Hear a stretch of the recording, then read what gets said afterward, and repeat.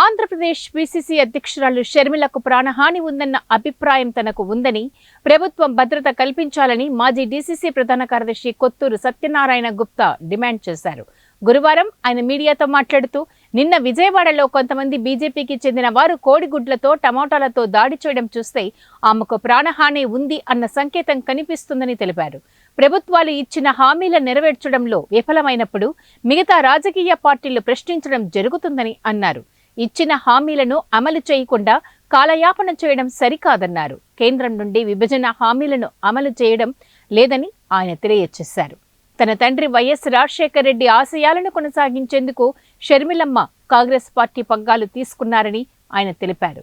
జాతీయ పార్టీకి చెందిన నేత పిసిసి అధ్యక్షురాలుపై దాడి చేసిన సంఘటనను చూస్తే రాష్ట్రంలో భద్రతా లోపాలు స్పష్టంగా ఉన్నాయన్న అభిప్రాయానికి రాక తప్పదు అన్నారు.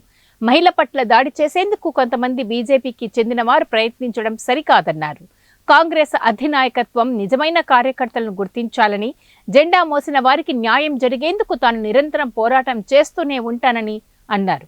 గతంలో కాంగ్రెస్ పార్టీని వీడిన వారు తిరిగి పార్టీలో చేరాలని ఈ సందర్భంగా పిలుపునిచ్చారు. రాష్ట్రంలో శాంతి భద్రతలు లేవని నిరూపించడమే నిన్న జరిగిన సంఘటన. ఒక పార్టీ అధ్యక్షురాలి మీద, కేంద్రంలో అధికారంలో ఉన్న పార్టీ బీజేపీకి చెందిన నాయకులు కోడిగుడ్లతో టమోటాలతో దాడి చేసేందుకు ప్రయత్నాలు చేశారు. అంటే ఆమె ప్రాణాన్ని హాని కలిగించేందుకు ప్రయత్నాలు జరుగుతున్నాయా? ఏ ప్రభుత్వమైనా అధికారంలో వచ్చే ముందర హామీలు ఇస్తుంది. ఆ హామీలు అమలుపరచడంలో వైఫల్యం చెందినప్పుడు ప్రతిపక్షంలో ఉన్న లేదా వివిధ రాజకీయ పార్టీలు వాస్తవాలు విమర్శలు చేస్తుంది.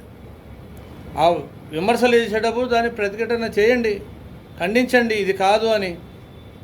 అంతేగాని పార్టీ కార్యాలయం మీద ఆమె పాత్రికేయుల సమావేశం నిర్వహిస్తుంటే బయటకు వస్తుంటే బీజేపీకి చెందిన కొంతమంది కార్యకర్తలు కావచ్చు, నాయకులు కావచ్చు, కోడిగుడ్లతో టమోటాలతో దాడి చేస్తున్నట్టే ఆమె ప్రాణానికి రక్షణ లేదు అనడానికి నిదర్శనం అది.